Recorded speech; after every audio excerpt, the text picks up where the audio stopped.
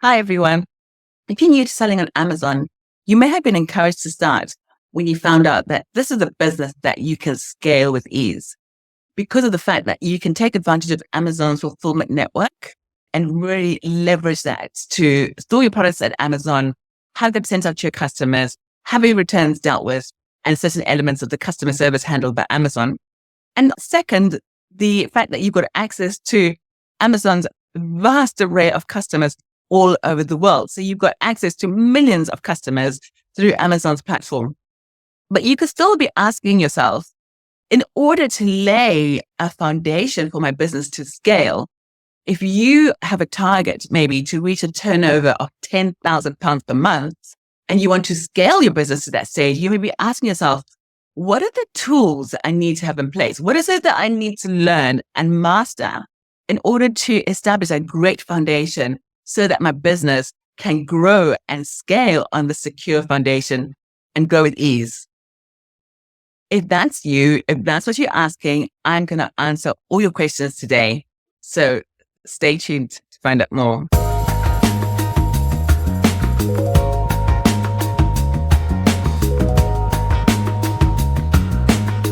Hello, I'm Chipo. And if you're new to my channel, welcome. Hola, konnichiwa, mawia. Thank you for joining me. So today I'm speaking to anyone who is new to selling on Amazon and is looking to scale their company to £10,000 per month. If you're looking to establish a solid foundation in your business and you're wondering what are the elements that you need to put in place, I'm going to go through those with you today. I'm going to start talking about the obvious: sales. So if you're going to achieve £10,000 per month, you need to source the products that are going to generate that revenue. Now let's break this down into specific numbers just to make it easier. Let's assume that we are selling one product at £15 per month. So if that was the case, we would need to sell 667 units of that product over the month to achieve that number. Or we need to be selling 22 units of the product at £15 in order to reach that £10,000 revenue figure. So when you look at it in those numbers, it really, really helps to know, and it feels a lot more manageable when you say, oh, I only need to make £22 a day. This is something that you can work towards. Obviously, if you're doing retail and online arbitrage or wholesale sourcing for that matter, you're not going to be selling one product at a time. You could be selling 2, 3, 10, 20. I mean, there's no limit really. So let's consider the scenario from another angle. Let's assume that in your first month, you're able to find 10 products to resell on Amazon. Let's work again with an average selling price of £15 per unit. So if you sold 10 products at £15 a month and you were able to sell 10 units of each product per month, you would make £1,500. Find 20 of those and you're making £3,000. Find 67 of those and you're turning over £10,000 a month.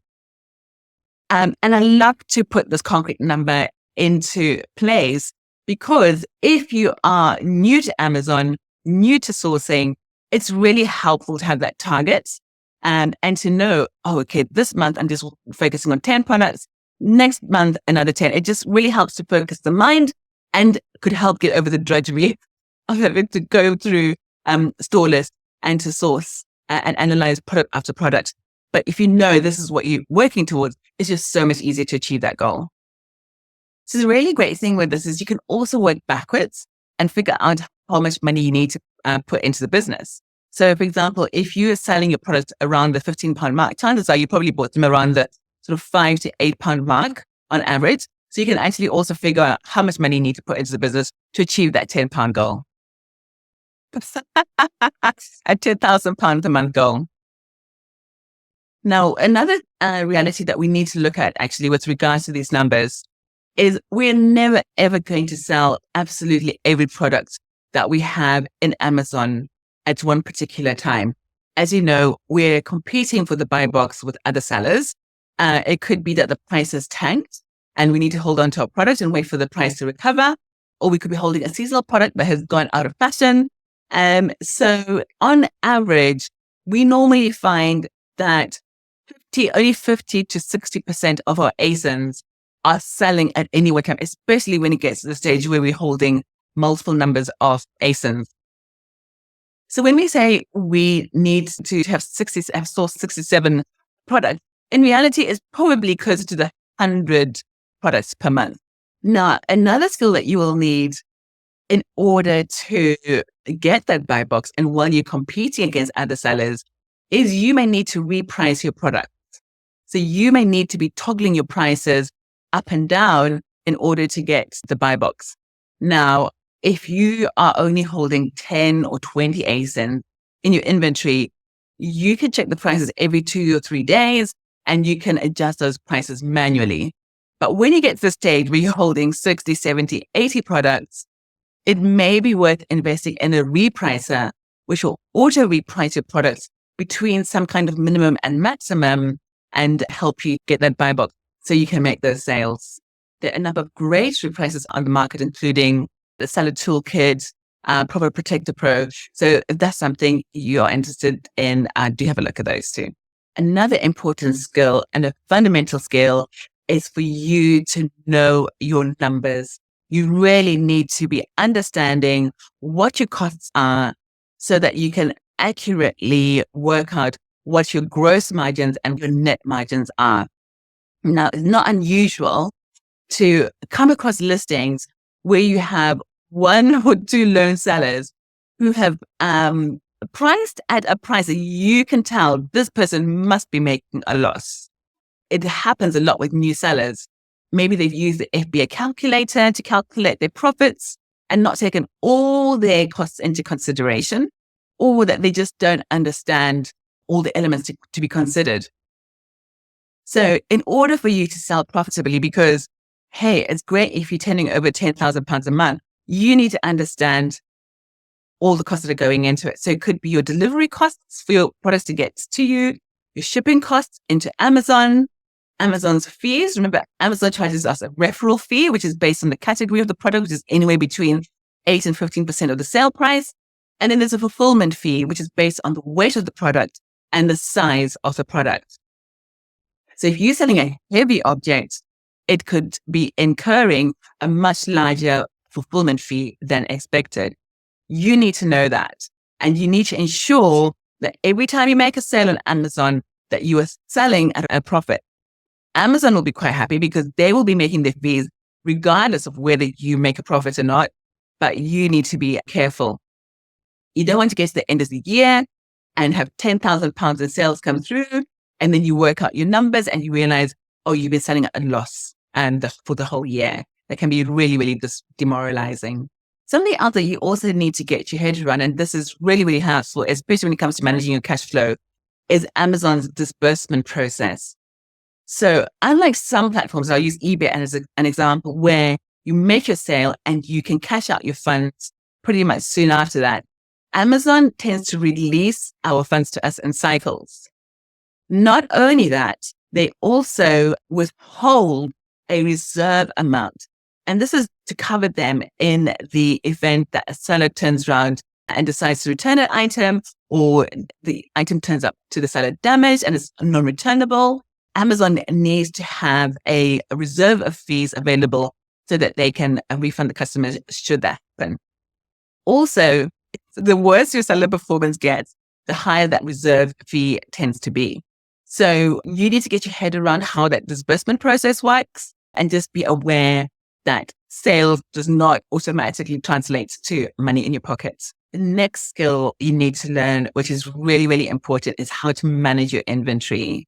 So you're buying all these products, you're investing your capital, purchasing products, and sending those products into Amazon's warehouses.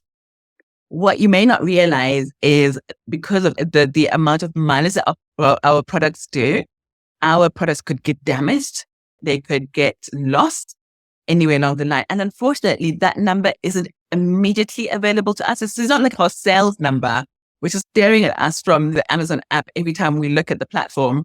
It's an invisible loss and a great detriment to the business. So you need to get into the practice of tracking your inventory. At all times, you should know where your inventory is. If you ordered 10 units of something and the supplier delivers 8, You should know that, and you should be taking that up with the supplier and getting a refund or replacement. If your product has gone to the prep center and gotten damaged or lost, or gone to a store that wears the houses and gotten damaged or lost, you should be making claims and making sure that those funds are replaced. Again, it is not uncommon for new sellers to get to the end of the year, run their numbers, and literally there's a hole in their statement. And it's all those units that disappeared and didn't get sold. So where they've sent 10 units in, they were expecting to receive £150. They've only received £100. All of a sudden, there's that gap. It will really, really impact your bottom line. Not only that, it will affect your cash flow. Because if you were time and time again expecting a certain amount to come back into the business, you're probably spending against that. You could have been borrowing against those expected income, but it just hasn't come in. Don't forget, Amazon, while they allow us to store our products in the warehouses, they don't want us to treat them as a storage facility. So they're going to be charging us storage fees as well. So we need to be monitoring how quickly our stock is turning over, the number of turns our stock is making, and make sure that we are buying those products that are going to turn over quickly. Okay, so what's next on the mastery list? Account health. So it's amazing and it's great that Jeff Bezos has created this company which has come to dominate the retail scene globally. And it's all because of his ethos, which is to make Amazon the most customer-centric company in the world. And with us being sellers, he expects us to help him maintain that reputation. And one of the things that we are measured on is our seller performance. We are measured on our ability to keep the customers happy. And sellers give us feedback if they receive a product and they think it's counterfeit, if they receive a product and it's damaged, if they receive a product and there's items missing from the order, they will provide feedback to Amazon, and that will impact our seller rating. Other things that impact our account health, our performance, and our ability to adhere to Amazon's rules. So, for example, we are expected to respond to messages from clients within 24 hours. We are not supposed to be infringing on other people's trademarks or other people's property rights. Every time we do that, we get marked down, and that impacts our account health, and that impacts our performance as a seller. Ultimately, that can hinder our sales, especially if it restricts our ability to get the buy box. So it's really, really important that and this is Amazon's playground and it's Amazon's rules, and we need to play by them. We need to acquaint ourselves with all the rules of trading on Amazon's platform.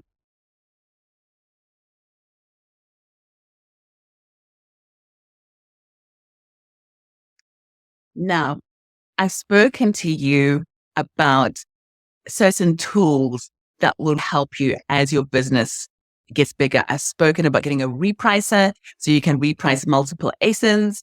You also may already be using a sourcing tool to analyze products and see if they're profitable or permittable to sell on the platform. As you can see, as your business grows, as the number of ASINs that you're managing grows and your inventory capacity grows, you may not be able to do this alone, and you may now have to bring in other team members to help you. Now, typically, the first area where people get help is in sourcing, especially if you started this business as a day job and you just don't have the time and the capacity to be crawling through shops, crawling through catalogs, looking for items to buy. So maybe you subscribe to a deal sheet service, or maybe you hire a virtual assistant to come alongside you and work full-time or part-time within your business to take off some of that load. So growing your team becomes an essential part of scaling to that 10K turnover a month number. Normally, straight after sourcing, the next thing that people outsource is the prep. Because imagine when you have 60 products to prep and you're selling 10 units of each product per month, very, very soon, if you are living in a typical English house, for example, you would have boxes all over the place. When you get to that stage where you just can't stand the fact that you're having to jump over boxes to get around your house, or if you just physically not in a position to be lifting up heavy boxes, lifting up heavy loads, or you just don't have the space in the first place, you could decide to outsource your prep.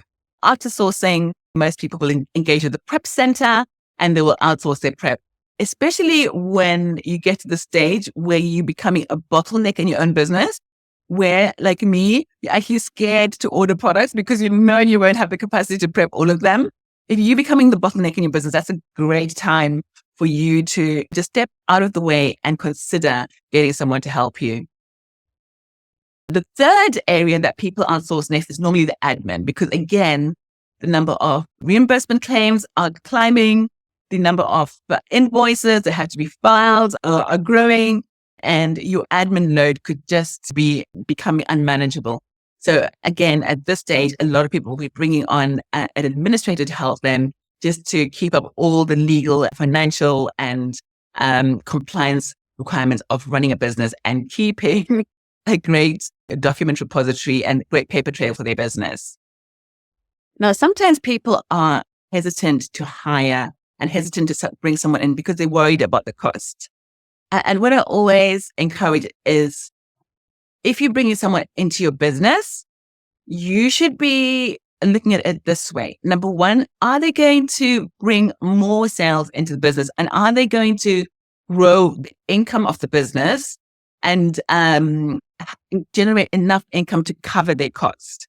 So, for example, if you're bringing in someone to source, make sure that they are worth their weight and they are finding enough products and generating enough sales to cover their salary. If you're bringing in an admin person to help you with claims, it could be that you're bringing someone in to reduce the losses that the company is making. Again, that person is paying for their own salary. If you have hired a prep center and they're able to prep 1,000 units, in a very short time and turn over your stock and get it into Amazon in 3 days instead of the 3 weeks that it would have taken you to prep this product, again, that is an advantage. So if you're worried about the cost, then just do a cost benefit analysis and see, does the benefit of having this person in my team outweigh their cost? Don't forget, when the operational elements are taken care of, it also frees you up to focus on the more strategic elements in your business, the elements that are really going to move the dial in your business. So you could, once all the admin is taken off your plate, it could free you up to do more training, to consider new markets, to consider new geographical, selling in different geographic locations. It could allow you to maybe consider shopping on, selling on eBay or Shopify. It could allow you to collaborate, to visit wholesalers, to visit suppliers. So having your time removed from those everyday, sort of day-to-day activities could free you up to really focus on strategic aspects of your business that are really, really going to cause your business to skyrocket, really. The next thing you need to consider is having systems in place, because for you to be bringing in additional staff, you really, really need to be having things like standard operating procedures in your business. You really need to have thought through about how these staff are going to be trained, how they're going to execute their roles. And unless you have those standard processes and that standard documentation in place, it'll be very difficult for you to hire. And it also could leave you in a position where it's difficult for you to fire someone, because if you've trained them off the top of your head and all the information that you've trained them on is sitting in their head, even if they're not performing, you're more likely to hang on to them, because all you're doing is you're thinking about the pain of having to bring someone in and start all over from scratch, training them from zero. Whereas if you have your documentation in place, it's so easy to bring someone in, say, listen, this is the recipe to follow when you're doing X. Just follow it and ask me if you have any questions. So training someone and bringing someone up to speed is just so much more quicker when you have those systems and when you have that operations documentation or guides or checklists in your business. So consider putting those systems into place. And to be honest, if you're going to grow your business to 10K turnover per month, you will need to have systems, financial systems in your business, operational, and a day-to-day checklist of things that have to be done in your business in order for your business to function.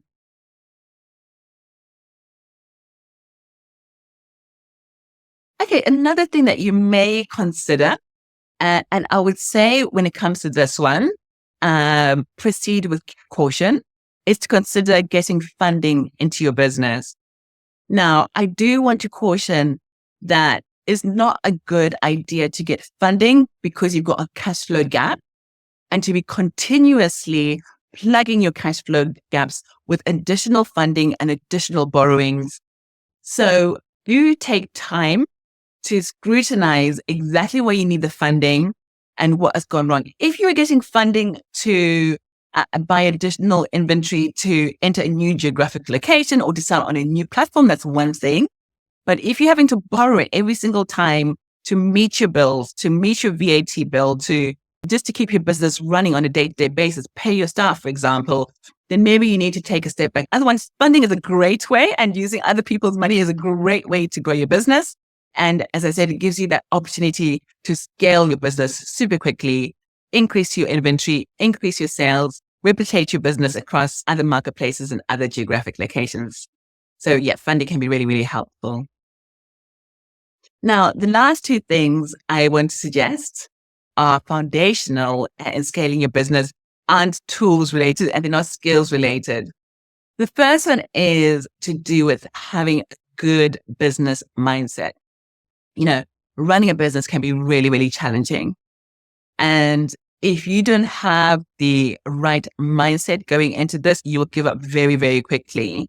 Challenges come all the time, and you really need to have that resilience, and you need to have that persistence. And if you know your why, if you know the reason why you started this business in the first place, that will really hold you in a good place. It is so, so helpful and so good to know why you're doing this and know why you're getting into this. So when the challenges come, you have the fortitude to pull through. The last thing I want to suggest today, don't do this alone. Don't be a solo entrepreneur. There is a great community of Amazon sellers out there. There are great communities on School, on Facebook, and on so many forums. There's people who are in the same boat as you. There's certain people who have the same goals as you. And there are people who are learning and who are asking the same questions that you are asking. You will find all the answers to all the questions that you will ever ask within the communities. And people are so helpful and so generous. So find these communities, join them, get involved, get to know other sellers, make friends. Don't do this alone. It will also help when those challenges come. And when you see other people have gone through this and survived, and when you post a problem and everyone is encouraging, honestly, it's just so uplifting and it gives you that strength to continue. So yeah, there's so many benefits to being part of these Amazon communities. So I really would encourage you to join. So that's it. Those are my tips. If you can get those skills, if you can get those tools, if you can get that mindset into place and you can find a cohort of people to do this journey with, I have no doubt whatsoever that within a year, as I said, you will be easily able to obtain that £10,000 per month Amazon selling turnover goal. So I wish you all the best. Cheers.